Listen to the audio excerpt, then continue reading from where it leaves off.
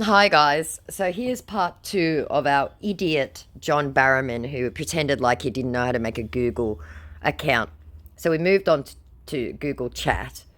And I said, "Hi there." And he said, "Hello." I said, "Hi again. Hello again. I'd like you to tell me about yourself. I can take some few more messages on here," he said. I said, "What do you want to know? You already know what I do and where I live." "Yeah, I know all that. But the thing is, you seem to know everything about me, and I barely know much about you." I said, "So, again, what do you want to know? If it's relevant to our conversation, I'll share it." "Okay," he says. "If you would be someone for a day, who will you be?" Okay, I'll give him points. That was the first time I'd ever been asked that. I said, interesting question. Let's see. I wish I could get a glimpse inside the mind of Stephen King and write like he does. What about you? "Well, I will say Elon Musk or Joe Biden." Smiley face. I said, "Ew, Elon is an effed up human, and why on earth Biden?" To which he sends a laughing emoji. He goes, "Well, Biden, because he's the president, and I really admire that position and power. Well, Elon is a genius with all those super cool invasions. I admire Elon's brain," said the man who definitely knew nothing about America or Elon Musk. "What state are you living in?" he asks. I said, "I'm in New South Wales." "Oh, really? I guess that's Australia, right?" I said, "Well, considering I'm in Australia, then yes, it is." "How is the weather?" I said, "It's cold, it'll warm up." "So, tell me, have you ever been to the United States of America? And okay, I hope you're enjoying your day." And then, before I even had a chance to answer, he said, "There is something I have to attend to now. I will write you at my leisure time." And I went, "No, I haven't been to America, but I'd like to go to Canada. And sure, you can message me if I'm awake." But he immediately came back, so I think he was juggling two clients.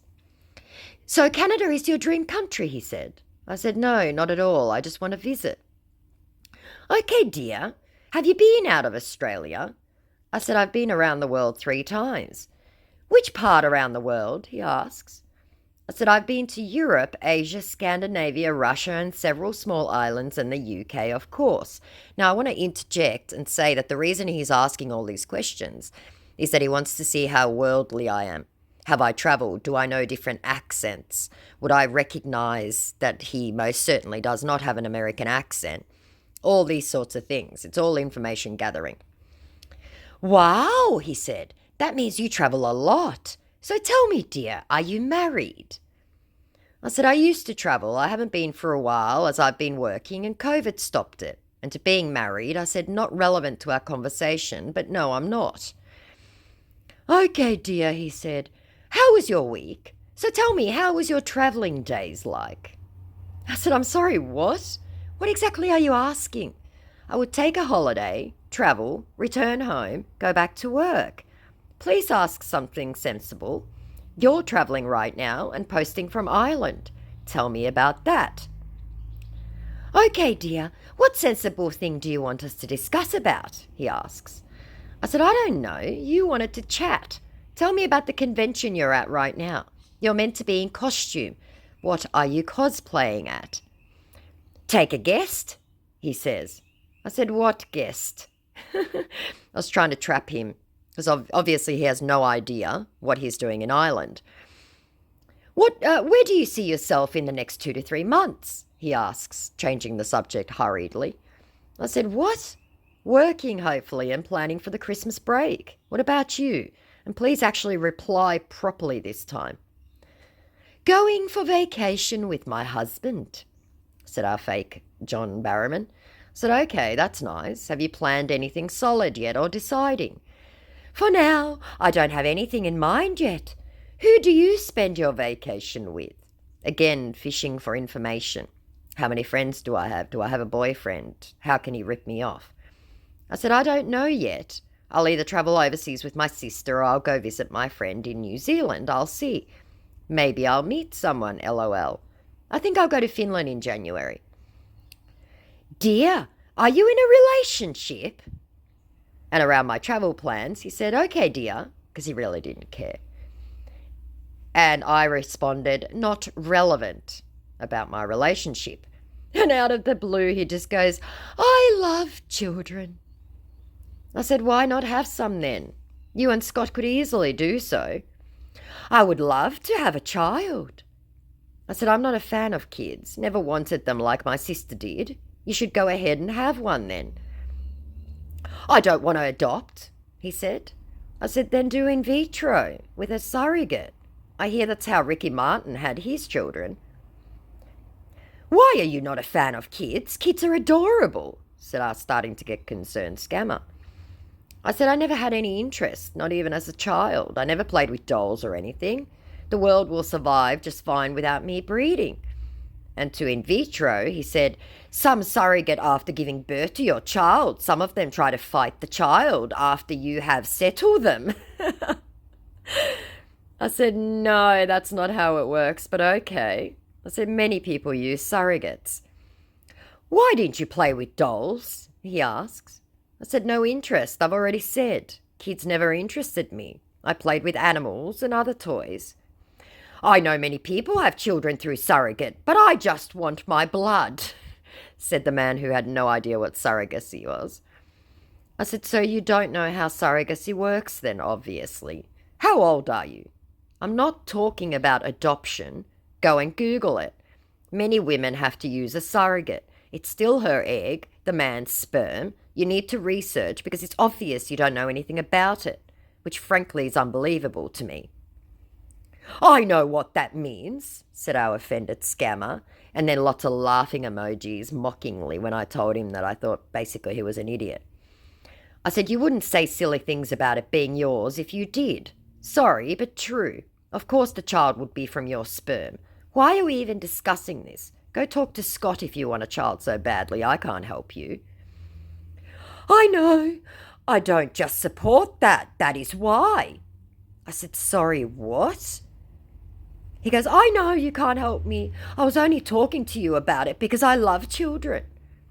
I said, you, a leftist gay man, don't support surrogacy. Ugh. I'm learning things about you I don't like. I don't think you have any idea what it is. Like none. And the great work surrogates do for couples. Got you. I was just joking. Our backpedaling scammer did, seeing his payday go out the window. I said, you'd best change the subject, I think. It's not funny. And when he said he was just joking, I said, I don't think you are, but if you say so, I need to cook dinner now. Catch you later. Why don't you take a vacation to the United States of America? Said our scammer, trying to figure out how to scam me. I said, no interest in the States. Australia and America are too much alike. I'll go to Scandinavia next. Have you ever thought of relocating from Australia? He said. I said, yes, to Finland. I may even do so one day, I'll see. May I ask why Finland? He asks. I said, I'm originally from there. I came out here with my mother when I was 11. Wow, I see now. You would love to return back to your mother's land. There's a saying, no place like home. I said, yes, to my home. I did my early schooling there and still have friends there. What is it about me you like? said our scammer. And cross-posting, I said, or maybe even Estonia. And about what I liked about him, I said, excuse me, I hope you aren't a vain man who needs his ego rubbed. Please don't ruin a perfectly nice conversation. And in response to my going back home, he goes, that's good. Do you still keep in touch with them? And I said, yes, of course. And beyond these messages, I said, I don't know you. I was only asking if I inspire you in any way. Scammers love to have their ego stroked. It doesn't matter if they're lying. They just want you to talk about them. I said, inspire me? In what way? It's good that you still keep in touch with your childhood friends, he said. I said, you said that already. I was only asking, he hurriedly put in about why he inspired me. And then I thought, oh, I'll give him a little. I said, your pride and activism for queer rights is admirable. You're unapologetically yourself and flamboyant, which is wonderful, especially when you wear a dress. That's why your fans love you. Thank you, said our fake John Scott Barrowman, who really didn't like the idea of being gay or wearing a dress. And I said, of course. How is your mum? He asked. I said she died last year and it's fine. She was old. It happens to all of us. I'm sorry for your loss. I said, it's cool. It happens. How have you been coping? I said, the first couple of months were rough, but it's better now, easier. You just get used to it.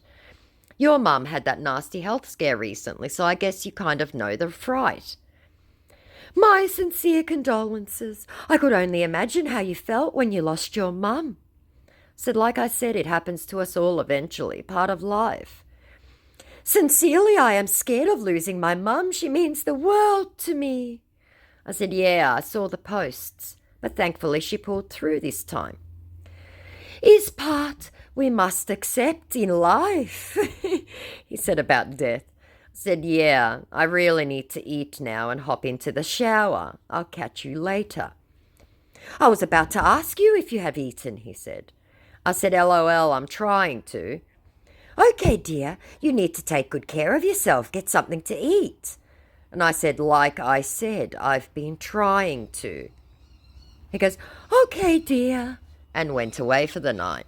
So he comes back today and things go downhill quick because I lost my patience. So I'll post that next. Bye.